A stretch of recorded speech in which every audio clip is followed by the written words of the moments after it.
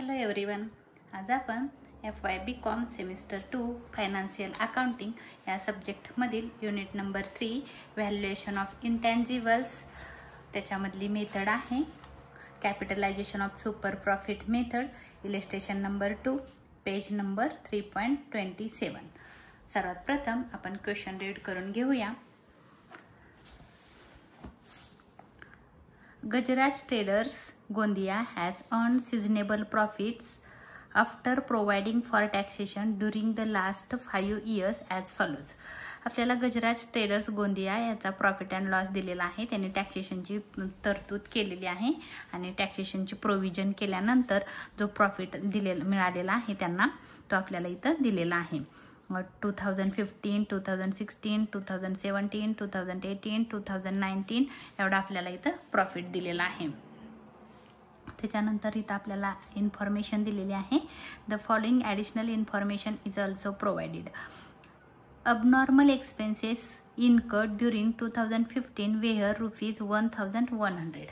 आता ही गोष्ट तुम्ही एक लक्षात ठेवायची आहे. इयर दिलेला आहे 2015 जे इथं प्रॉफिट एवढा झालेला आहे आणि त्याच्यामध्ये त्यांनी एक ॲडिशनल इन्फॉर्मेशन आपल्याला दिलेली आहे. म्हणजे प्रॉफिट मिळाल्यानंतर त्यांच्याही लक्षात आलेलं आहे कदाचित 31 मार्चच्या आसपास हे झालेले एक्सपेन्सेस असतात आणि आपण काय केलेलं असतं मार्चमध्ये आपलं अकाउंटिंग इयर क्लोज होतं.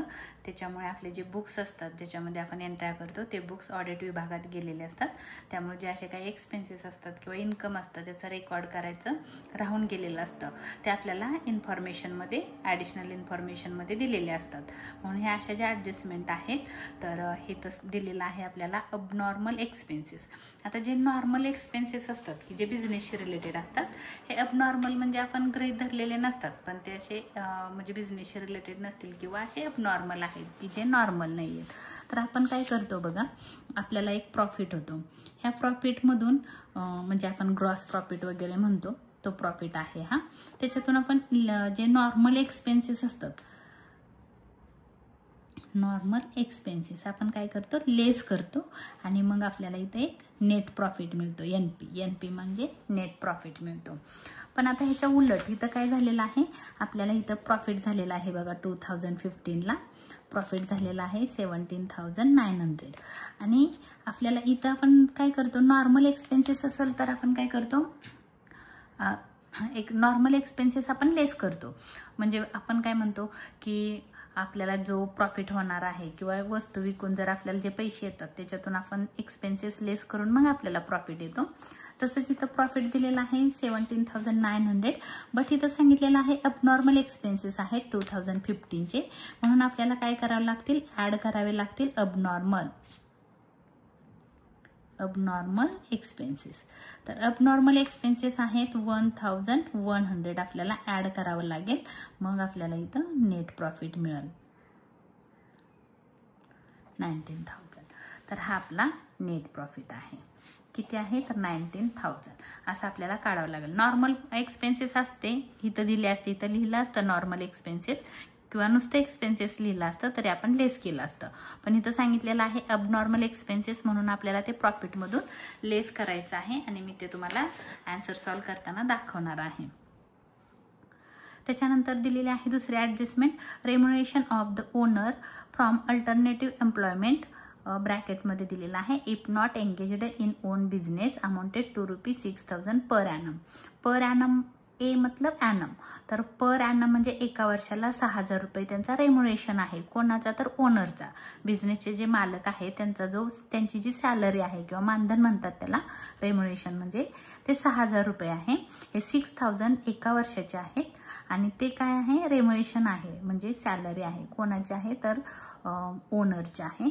मग हे आपण जी सॅलरी आहे ते आपण काय करणार आहोत सुपर प्रॉफिट काढताना ॲव्हरेज प्रॉफिट जो फॉर्म्युला आहे त्याचा सुपर प्रॉफिटचा average profit minus normal profit. तर त्यावेळेस आपण काय करणार आहोत हे लक्षात ठेवा. हे काय करायचं आहे जे रेम्युनरेशन ऑफ ओनर आहे ओनरचं जे रेम्युनरेशन आहे 6,000 हे आपल्याला जेव्हा तुम्ही कॅल्क्युलेशन कराल सुपर प्रॉफिट तेव्हा सुपर प्रॉफिटमध्ये तुम्हाला तो कॅल्क्युलेशन करताना हे लेस करायचे आहे 6,000 कारण हा एक्सपेन्सेस आहे आणि हा बिझनेसशी रिलेटेड आहे म्हणून तो काय होईल लेस होईल.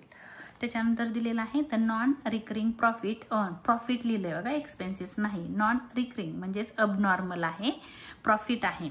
अर्न ड्युरिंग 2018, 2018चा जो हा प्रॉफिट आहे तर हा दिलेला आहे अबनॉर्मल आहे, म्हणजे नॉन रिकरिंग म्हणजे जो आत्ता करंट नाही असा प्रॉफिट आहे, तो अबनॉर्मलच म्हणूया आपण त्याला, 2100 रुपीज. तर मग आता काय करतो बघा, आता जर समजा तुमचा प्रॉफिट दिले 18चा प्रॉफिट आणि तो आहे 2018चा 29,300 आणि जर समजा आपल्या बिझनेसशी रिलेटेड प्रॉफिट असता तर तुम्ही काय केलं असतं, ॲड केला असता. पण हा अबनॉर्मल प्रॉफिट आहे म्हणून तो तुम्हाला काय करावं लागेल, लेस करावं लागेल. नॉन रिकरिंग म्हणून, नॉन रिकरिंग प्रॉफिट म्हणून तुम्हाला तो लेस करावा लागेल. अमाऊंट आहे 2100. तर 2100 अमाऊंट आपल्याला लेस करावी लागेल, कारण तो अबनॉर्मल आहे म्हणून. नॉन रिकरिंग प्रॉफिट म्हणजेच अबनॉर्मल प्रॉफिट आहे, तो लेस करावा लागेल.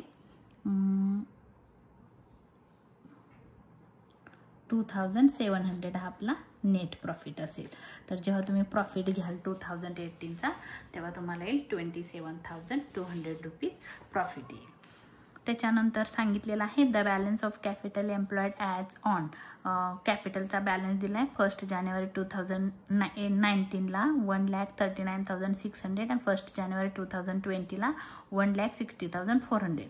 तर आपल्याला आत्तापर्यंतच्या क्वेश्चनमध्ये कॅपिटल एम्प्लॉयडची अमाऊंट एकच दिलेली असायची, आज आपल्याला 2 दिले, तर ह्याचा आपल्याला ॲव्हरेज काढावं लागेल, मग आपल्याला कॅपिटल एम्प्लॉयड मिळेल. ॲव्हरेज आपण कसं काढतो, ह्या 2 ज्या अमाऊंट आहेत त्या 2 अमाऊंटचं ॲड करायचं आहे आणि 19-20 2 इयर दिलेले आहेत म्हणून डिवाइड बाय 2 करायचं आहे, म्हणजे ॲव्हरेज काढायचं आहे कॅपिटल एम्प्लॉयडचा, मग आपल्याला कॅपिटल एम्प्लॉयडची अमाऊंट मिळेल.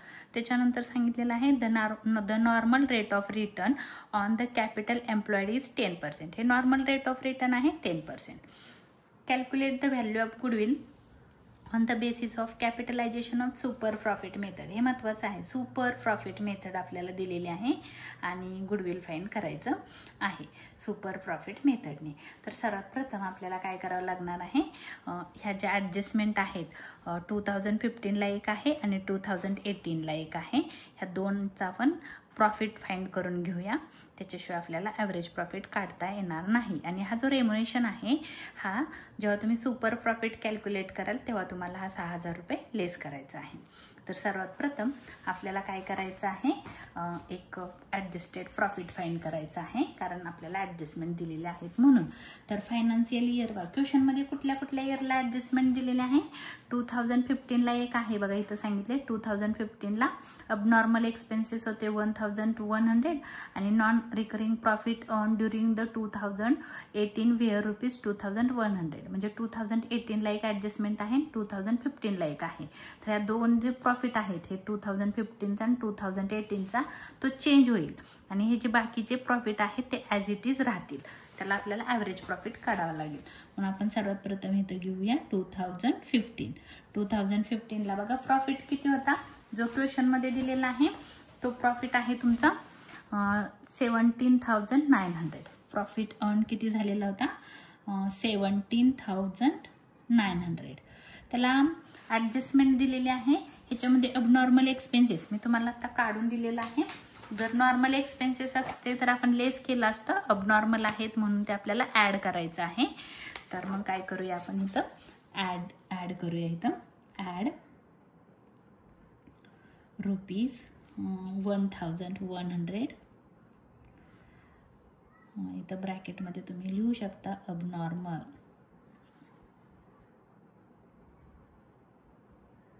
Abnormal expenses. मग आता हे ॲड केल्यानंतरची अमाऊंट झालेली होती, आपण काढलेली आहे मगाशी कॅल्क्युलेशनमध्ये 19,000. तर अमाऊंट आली म्हणजेच ॲडजस्टेड प्रॉफिट आपण त्याला म्हणणार आहोत 19,000.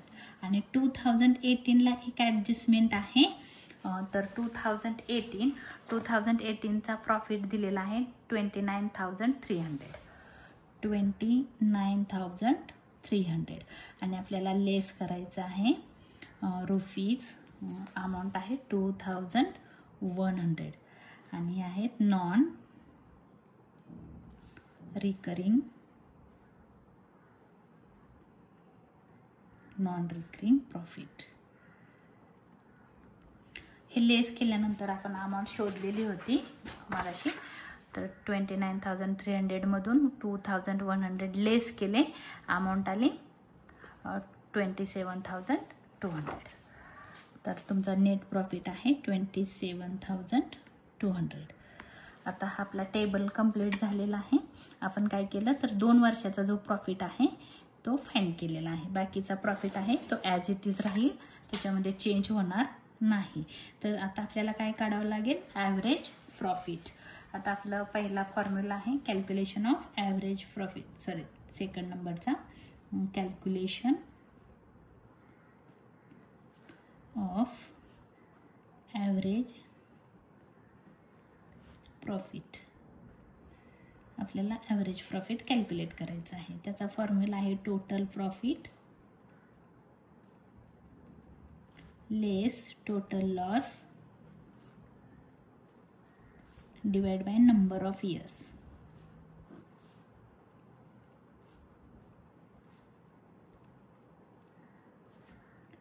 टोटल प्रॉफिट घेताना तुम्हाला काय करायचं आहे की 2015 आणि 18चा हा प्रॉफिट घ्यायचा आहे आणि बाकीचा जो तुमच्या क्वेश्चनमध्ये दिलेला आहे तोच तुम्हाला घ्यायचा आहे. म्हणजे 2015चा प्रॉफिट चेंज होईल, 16चा तोच राहील, 17चा तोच राहील, 18चा चेंज होईल, 19चा तोच राहील.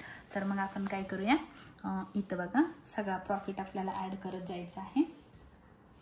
क्वेश्चनमध्ये बघूनच करायचं आहे. फक्त 15चा प्रॉफिट आलेला आहे 19,000, म्हणून मी इथं घेणार आहे 19,000 प्लस 16चा आहे 22,100, जो क्वेश्चनमध्ये तुमच्या दिलेला आहे इथं 22,100. 17चा आहे 24,600. आणि बघा इथं 17चा जो आहे तो आहे 15, 16, 17, 15, 15, 16, 17. आता 18चा प्रॉफिट आहे 27,200 आणि 19चा आहे 37,100 डिवाइड बाय 1, 2, 3, 4, 5, म्हणून इथं येईल 5 इयर्स. आता आपल्याला याची टोटल करायची आहे या प्रॉफिटची आणि आन्सर फाइंड करायचा आहे. तर सर्वात प्रथम आपण टोटल करून घेऊया. टोटल आहे बघा 19,000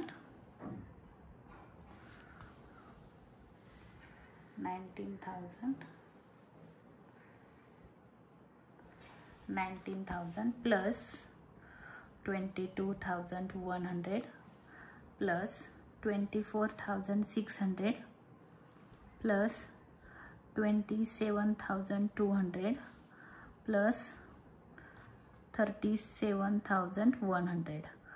आन्सर आला 1,30,000. 1,30,000 divide by 5 years. Divide by 5. Answer आला 26,000. हे आला तुमचा ॲव्हरेज प्रॉफिट. 26,000 हा आला तुमचा ॲव्हरेज प्रॉफिट. आता आपल्याला कॅल्क्युलेशन करायचं आहे.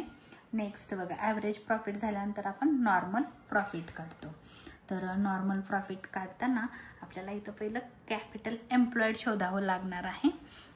कसं बघा, म्हणजे काय झालेलं आहे क्वेश्चनमध्ये तुमच्या काय केलेलं आहे, नॉर्मल प्रॉफिट. नॉर्मल म्हणजे आपण पहिलं काय काढतो, ॲव्हरेज प्रॉफिट काढतो. आपला फॉर्म्युला आहे, मी तुम्हाला ह्याच्या अगोदरच्या व्हिडिओमध्ये फॉर्म्युले लिहून दिलेले होते. तर फॉर्म्युले होते बघा, सुपर प्रॉफिट मेथडना ॲव्हरेज प्रॉफिट पहिलं काढायचं होतं, नंतर नॉर्मल प्रॉफिट. नॉर्मल प्रॉफिट काढताना capital employed into normal rate of returns. पण आता इथं जो क्वेश्चन आहे, ह्या क्वेश्चनमध्ये जो तुमचं कॅपिटल एम्प्लॉईड आहे ते 2 अमाऊंट दिलेले आहे, त्यातली तुम्हाला एक घ्यायची आहे. म्हणजे ह्याचा आपण पहिला ॲव्हरेज काढून घेऊ. जो हे आहे कॅपिटल एम्प्लॉईड आहे त्याचा आपण ॲव्हरेज काढून घेऊ. म्हणून मी इथं लिहिते कॅल्क्युलेशन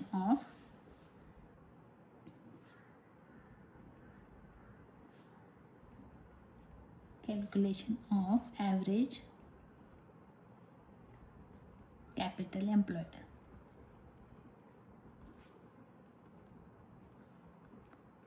कारण आपल्याला इथं एक कॅपिटल एम्प्लॉईड एक अमाऊंट दिलेली नाही, 2 दिलेत, म्हणून आपल्याला काय करावं लागणार आहे, त्याचा ॲव्हरेज काढावा लागणार आहे. म्हणून capital employed as on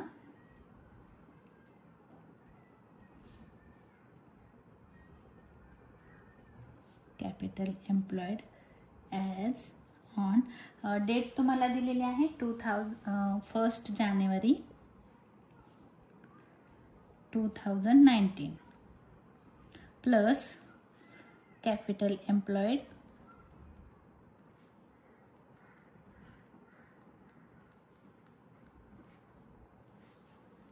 as on 1 जानेवारीच दिलेला आहे 2020. तुम्ही इथं बघू शकता 1 जानेवारी 2019 आणि 1 जानेवारी 2020 या 2 अमाऊंटचा आपल्याला ॲव्हरेज काढायचा आहे. 1 जानेवारी 2020 डिवाइड बाय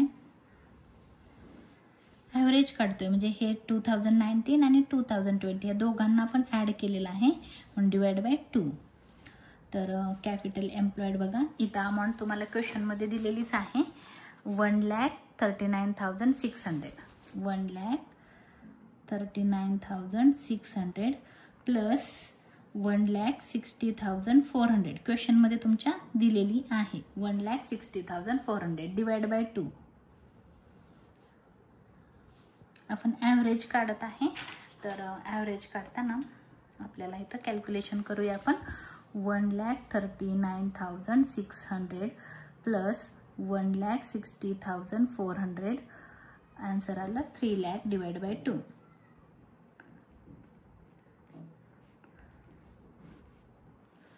म्हणजे 1,50,000. ॲव्हरेज कॅपिटल एम्प्लॉयड आलं 1,50,000. म्हणजे आपल्याला कॅपिटल एम्प्लॉयड मिळालेला आहे 1,50,000. कॅपिटल एम्प्लॉयड आपल्याला मिळालेला आहे. आता आपल्याला नॉर्मल प्रॉफिट फाइंड करायचं आहे, म्हणून मी इथं लिहिणार आहे calculation of normal profit.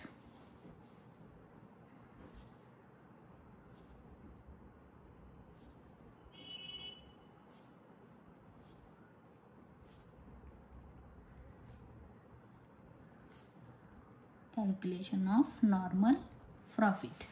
Formula काय आहे, कॅपिटल एम्प्लॉयड इंटू फॉर्म्युला आहे capital employed into normal rate of returns.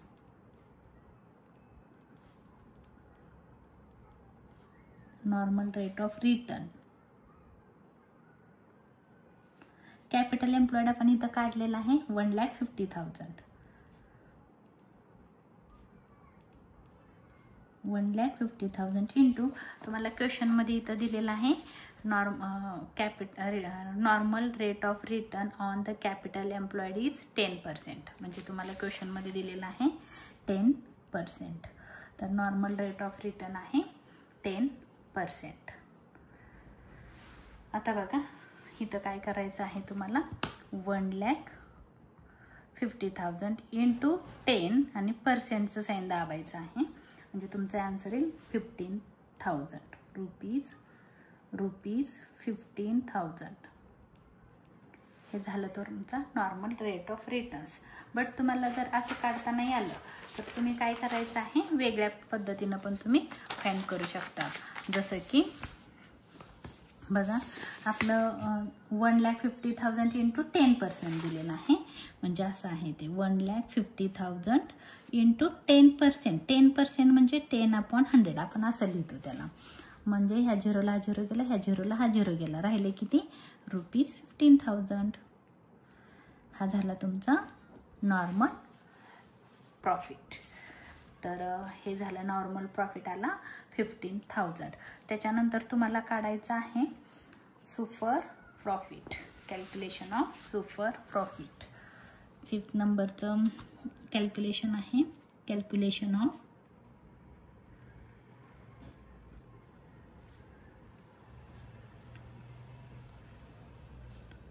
Super profit. Super प्रॉफिटचा फॉर्म्युला आहे ॲव्हरेज प्रॉफिट.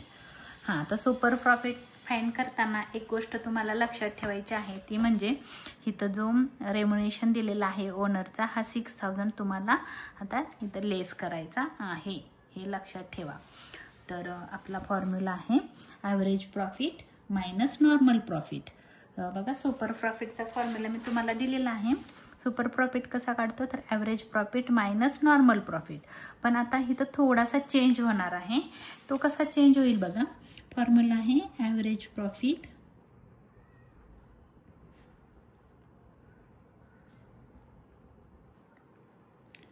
मायनस, आता इथं तुम्हाला काय करायचं आहे, हा जो ओनरचा रेम्युनेशन आहे हा तुम्ही इथं लेस करायचा आहे. म्हणून तुम्ही इथं म्हणू शकता रेम्युनेशन कुठे गेलं, हां इथं आहे बघा, रेम्युनेशन ऑफ द ओनर लेस, हे लेसचं साइन आहे.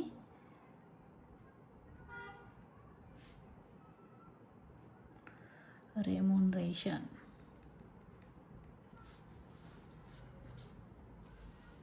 Of the owner.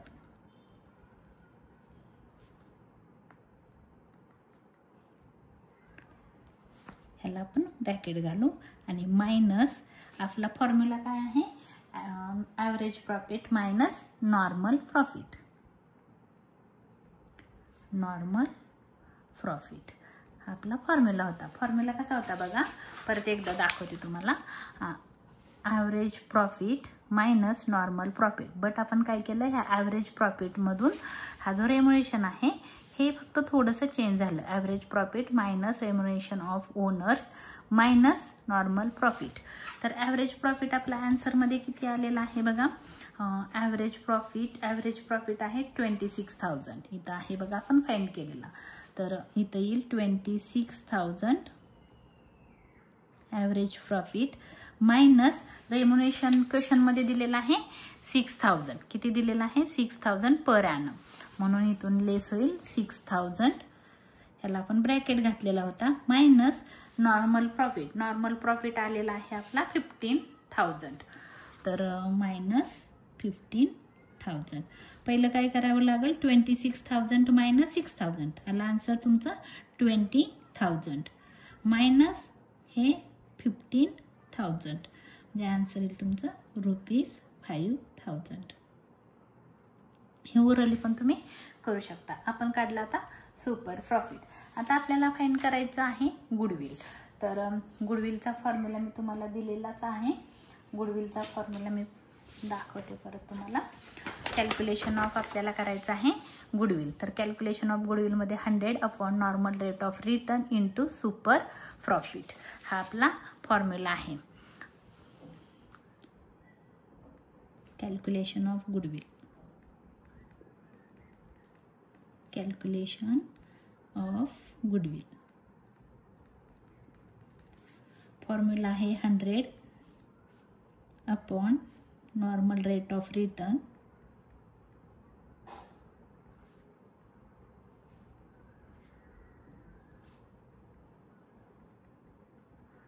Into super profit.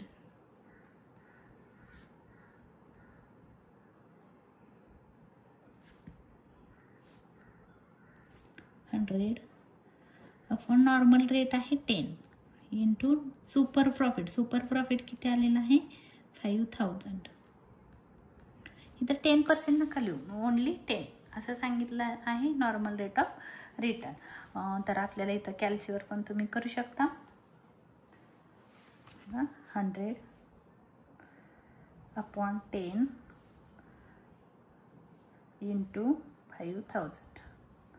आला आन्सर 50,000. गुडविलची व्हॅल्यू मिळाली आपल्याला ₹50,000. Therefore goodwill is equal to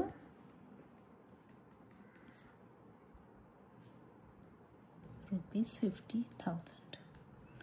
हे झालं आपलं आन्सर. तर हा माझा व्हिडिओ तुम्हाला आवडला असेल तर लाईक करा, शेअर करा, सबस्क्राईब करायला विसरू नका. धन्यवाद.